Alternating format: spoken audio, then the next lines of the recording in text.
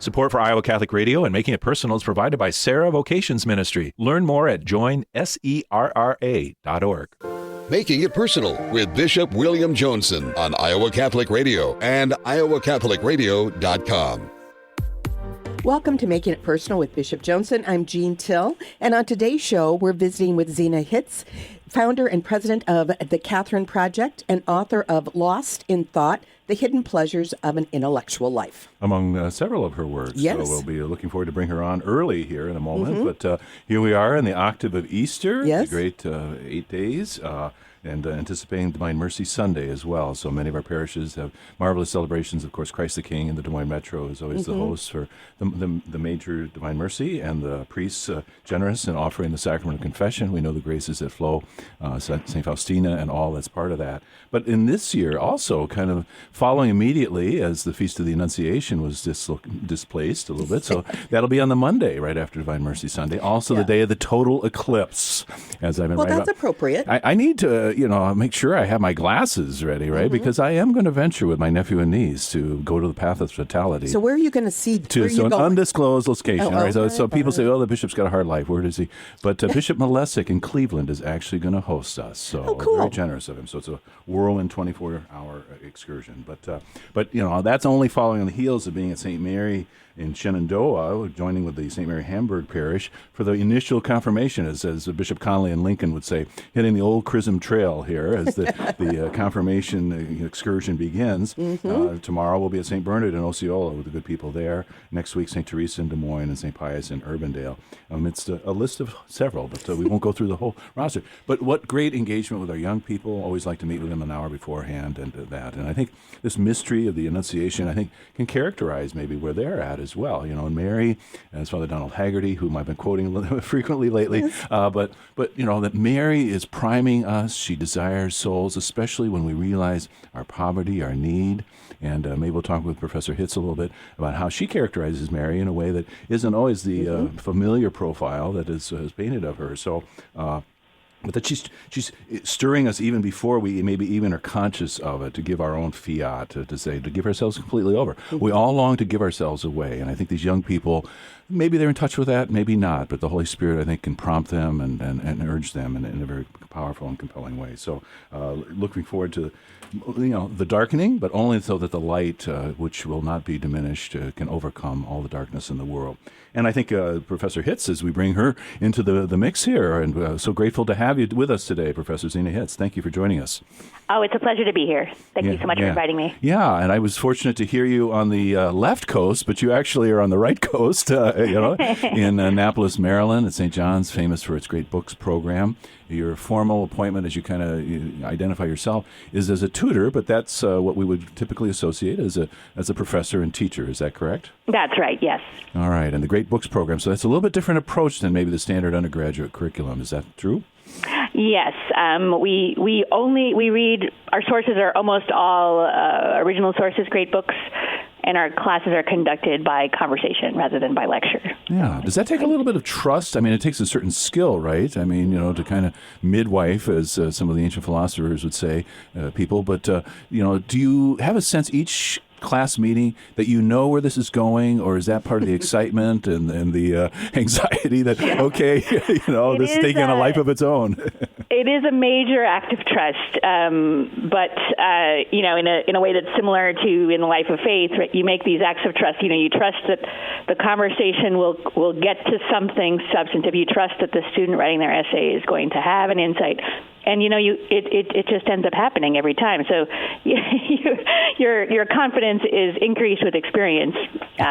Okay. But it is hard to let go. It's hard to let go of control of your own classroom and let things work out their own way. Yeah, well, and so there's a kind of natural act of faith, but you are a woman of faith as well, and we look forward to hearing a little bit of your own life trajectory, and hopefully, Jean, as one of the great people of St. Patrick's Walnut, when I was celebrating their 150th, she said, I can just tell, Bishop, when you write your mirror columns, there's that philosopher going at it again. So I don't think that was a compliment, but here we go. So, all right, so we better break. We better break. We are going to take a quick break, and when we return, we will be visiting with Zena Hitz, founder and president of the Catherine Project and author of Lost in Thought, The Hidden Pleasures of an Intellectual Life.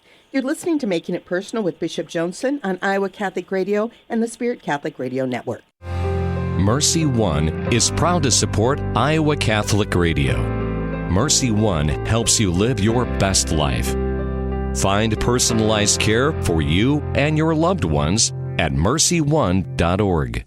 Thank you to our business sponsor, Chick-fil-A, serving freshly prepared food with quality ingredients every day of the week, except Sunday, of course. Now with a lunchtime stand located inside the Skywalk at 700 Locust Street in downtown Des Moines. Learn more at chickfil-a.com. Welcome back to Making It Personal with Bishop Joensen, and on today's show, we're visiting with Zena Hitz, founder and president of the Catherine Project and author of Lost in Thought, The Hidden Pleasures of an Intellectual Life. Thank you again, Professor Hitz, and if I may refer to you as Zena. I'm intrigued, in your book, Lost in Thought, but you also have done some exploration of the whole theme of vocation among religious as well, and so there's a kind of a Catholic spirit, I think, animating some of what you're about. But your own life story and the trajectory of it, your kind of existential crisis while you were in graduate studies, and then this became a kind of opening to faith. Could you just share with us a little bit of how this all kind of unfolded? Sure. So I grew up in really quite secular environment. I have a Jewish background through my mother, but we never practiced anything, any religion. In fact, I think all four of my grandparents were atheists. As astonishing as that sounds, I think it's true. So anyway, I didn't have religion.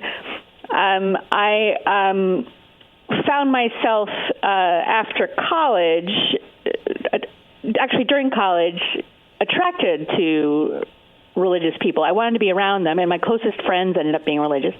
That happened to me again in graduate school, and so there was one part of me that was thinking, as I was getting older and becoming more of an adult and trying to take my life more seriously, I thought, well, there's got to be something in this religion thing, or I wouldn't like these people so much. But that's not the story I tell in the book. The story I tell in the book was that so at the same time, that's the religion part of the story.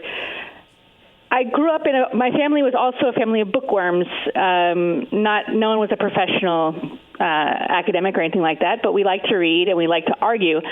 And so, love it. Sounds like my family. All right. Oh no, it's delightful. Yeah, one of the things I complain about is the smartphones have ruined good argument. You want to just argue about a matter of fact. It gets ruined if someone can look up the answer.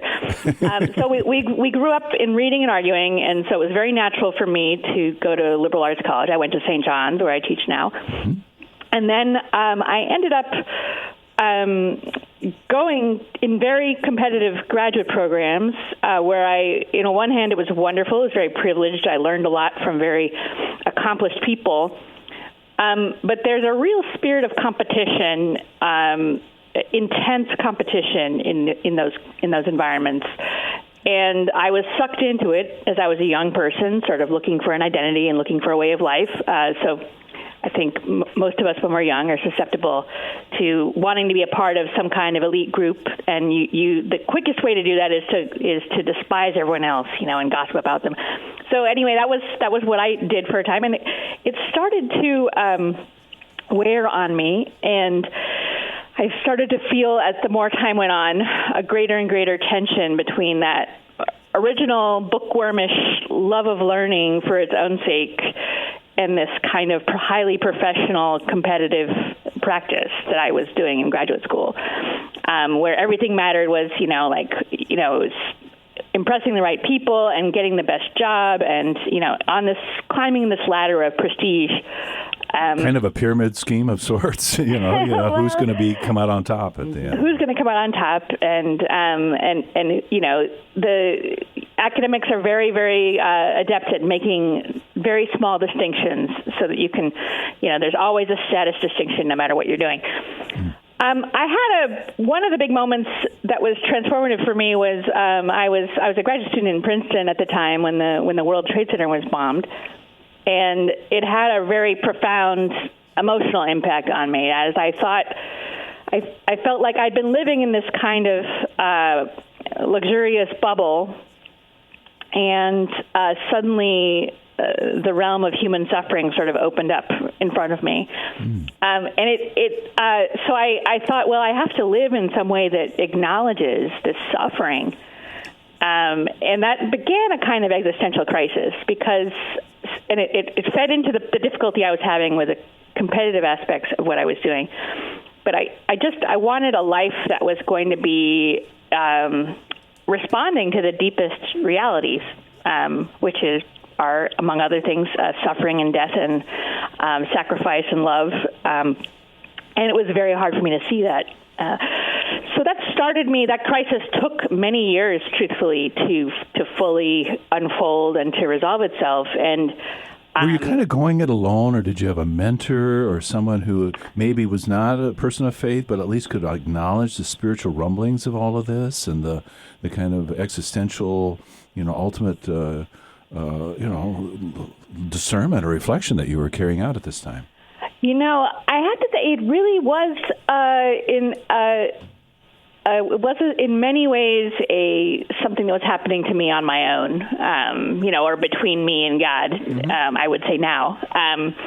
But I did have friends who were religious, so I had some reinforcement, some support for the sense that it was going in a religious direction. But no, I honestly, this I think is the nature of an existential crisis, is that you can really be kind of launched into the depth of things, and it can be very hard to find people who really can help navigate it. And in a way that makes sense because each person, I think these crises are really, they're invitations from God to live one's life at a deeper level. And each person does that in their own way. There's something very individual about the life of faith. In the long term, I did. Once I became Catholic, which I did, and once You found a decent priest somewhere in there? Yes, I did, exactly. So once I became Catholic, that was a big help because then, you could talk to a priest, you could get something called a spiritual director. I got a spiritual director. So there were resources that I could then turn to, and people could say, well, it sounds like you're discerning something. I'd be like, oh, okay, what's discernment? Let's read some books about that. So I did. The church really helped me to navigate it. But at the beginning, it was me on my lonesome, trying to wrestle with the deepest parts of life. It was intense. So the life of the mind was not inherently inimical or opposed to your spiritual life, but the way in which the kind of subculture of academia was there, and you kind of referred to that at one point when you say the intellectual life is not a refuge from competition, but a more or less devious form of that, you say at one point in your book. But then I'm sensing that your friends who had faith were not putting a hard press on you either. There was a kind of respectful, allowing and trusting the Spirit for you, and so they weren't proselytizing you or, get thee into a church at the same time. Oh no! I mean, like many people who study philosophy, I'm a terrible contrarian. So if anyone had come after me, trying to really persuade me to do it, I think it would have it would have worked in the opposite direction. They were very gentle, and I think just to go back to what you were saying about so to me, it felt at that time the crisis came to me as the life of the mind and a good life, a life of faith, a life of love, a life of service. These things are somehow opposed to one another.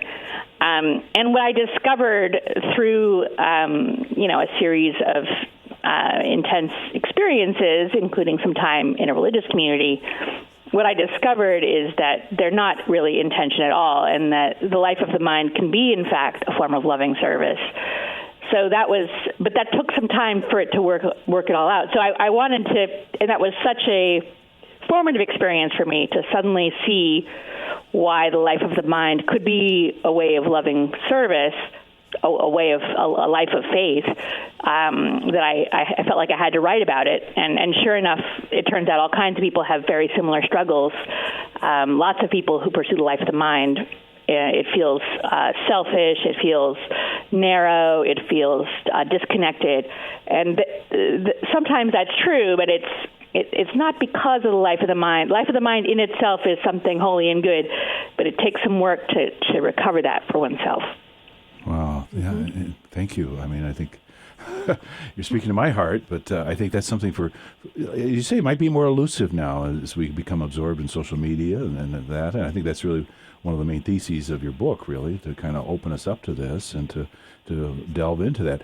I mean, it's a tour de force of a rather unique set of characters that you touch on. I mean, everyone from Steve Martin, the famous comedian, his becoming a philosophy major, birdwatcher John Baker, Einstein, Malcolm X, King David and John of the Cross, Dorothy Day. So these are all people that you become companions for you along this journey that you're undertaking, and the ones that you invite to your students to invite them into their lives as well. That's right. It's an eclectic bunch in part because I wanted the book to be an account of my personal journey and my personal companions. That is, it's not a canonical reading list. It's not like if you haven't watched this film called The Hedgehog, you're not an educated person. That's not true. But it's meant to illustrate the way that different things I read, different things I saw, different experiences I had showed themselves as helpful to me in pursuing these questions. Wow. And also to give readers something to do if they were interested by something, they can go read something else, kind of a recommendation list. For which you receive no compensation or any gratuity or anything else.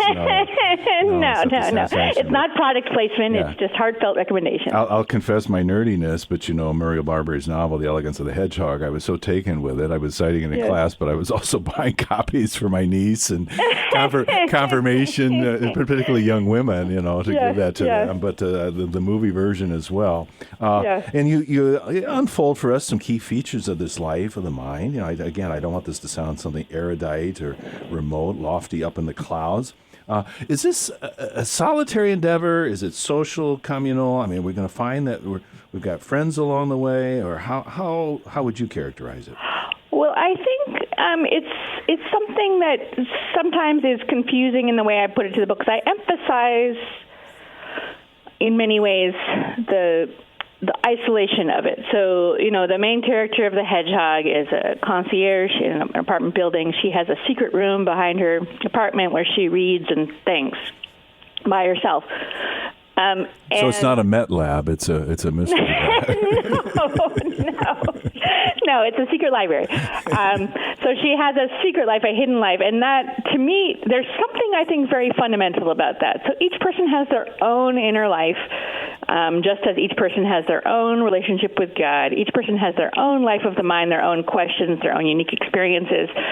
That said, I think, at least the way I think about it, I characterize intellectual life as withdrawal from the world, but that's leaving behind the realm of competition and finding one in a space where you open-ended leisure, where you're pursuing questions and thoughts for their own sake. But that withdrawal is a path to greater engagement and greater community. So if you're engaging with people at the realm of competition, that's not really human connection at its deepest level. So you have to withdraw from that, find some things in your own inner life, and then you have something to connect with others at a deeper level. So that's what I call the communion, right? So Renee, the concierge of the Parisian apartment building, she has this secret place, but then that attracts other people to her, and it turns out other people read books, other people want to talk about ideas, and they find their way to her. And then she has these very profound friendships, which are not based on competition, but which are based on, a recognition of dignity and a recognition of some of the deepest questions of a human life. So it's a mixture. It's dynamic between the necessary wrestling each person has to do with themselves, and all of the friendship and help and that's along the way, and then this communion that's possible at the end of it. And I think meshes very well with your kind of drawing from Aristotle, a little bit with Plato, but, and his ethics kind of talking about, what is the ultimate human end and how is friendship ingredient to this? That when we're having conversations, we're not like cattle grazing or just, chowing down a pizza together, that there's something happening that is beautiful and transcends time in that moment. We're kind of taken to a new realm in that way. And I think if we've ever had privilege to have those kind of conversations, that it's a kind of foretaste of eternity. Yeah, that's right. That's right. It seems like it can go on indefinitely, and it's a human activity that's shared in a very deep way. Like you say, it's not just everyone eating some pizza in the same place. It's exchanging ideas, it's seeing into the depths of things, and we do that best, I think, with other people. But it takes special circumstances and sort of principled commitment to seeing what's possible. Which is that ascetic or disciplined dimension, right? And Yeah, you talk that's about right. St. John That's the Cross right. and King David That's right. extolling that in that way, that then we become capable of that. So, Jean, here we are. We're approaching another break. I feel like we're at kind of a foretaste of eternity here. Time is going so quickly. All right. It is going quickly. Well, stay with us as we continue our conversation with Zena Hitz, founder and president of the Catherine Project, and author of Lost in Thought, The Hidden Pleasures of an Intellectual Mind. And to find out about the Catherine Project, go online to catherineproject.org. That's Catherine with a C. You're listening to Making It Personal with Bishop Joensen on Iowa Catholic Radio and the Spirit Catholic Radio. Support for Iowa Catholic Radio is provided by the Sarah Vocations Ministry, including the St. Sarah Club of Des Moines and the Sarah Club of Council Bluffs. Sarah is an apostolate of the Worldwide Catholic Church dedicated to fostering and supporting priesthood and religious vocations. Sarahans strive to accomplish their mission through prayer, fellowship, and service to the bishop, priests, sisters, and all in religious formation, and in doing so to increase their own holiness. Learn more at joinsarah.org, joinserra.org. Thank you, Sarahans, for your support of Iowa Catholic Radio. Welcome back to Making It Personal with Bishop Joensen. So pleased to have Zena Hitz with us. Yes. And, the Catherine Project is a kind of labor of love for you. I think of my time in studies in Washington, D.C. I spoke to the St. Catherine of Alexandria Society of Young Professional Women. So what does your project entail? Well, the book Lost in Thought makes this argument that the life of the mind is for everyone. And what happened after the book came out is I got a lot of emails from people who wanted to know how to start, if they wanted to get in touch with Life of the Mind, if they wanted to live a life of study, if they wanted to read some of these books. So the Catherine Project is a open online community for adult learners. It's free of cost, and we have small, high-quality conversation groups on great books. So I invite anyone who's listening to check us out and feel free to sign up and see whether it's for you. Marvelous. So, and as you say, people who may have no religious faith, atheists, or people who might have a Christian orientation or whatever. That's right, and that said, it's not combative. It's a mix of people, but we don't, it's not, the edges are not sharp. Civility prevails. Oh my goodness, this is such a prophetic act here. I know. Our U.S. bishops and their Civilize It project, is another election season. I will not digress there, but you make a distinction between an orientation and love of learning and the love of spectacle. And, Plato is lurking in the background here, the lovers of sights and sounds. And both manifest a kind of restlessness that might be there. I think even Pope Francis has commented, Thomas à Kempis, don't be just kind of a voyeur, a kind of spiritual tourist through life, which might be more related to the spectacle. But, tonight, as the show airs on April 6th, Final Four, March Madness. Are you against March Madness, Zena? First of all, I think the worst spectacles, the kind of spectacle that's the most toxic and useless, is the kind where it's not even human excellence you're interested in. It's something like catastrophe. So for me, the key example that's commonest to me, I don't know about, Iowa is a healthier place than the places I live, but it's people who are obsessed with bad news. They really want the bad news. They're always scrolling for the bad news.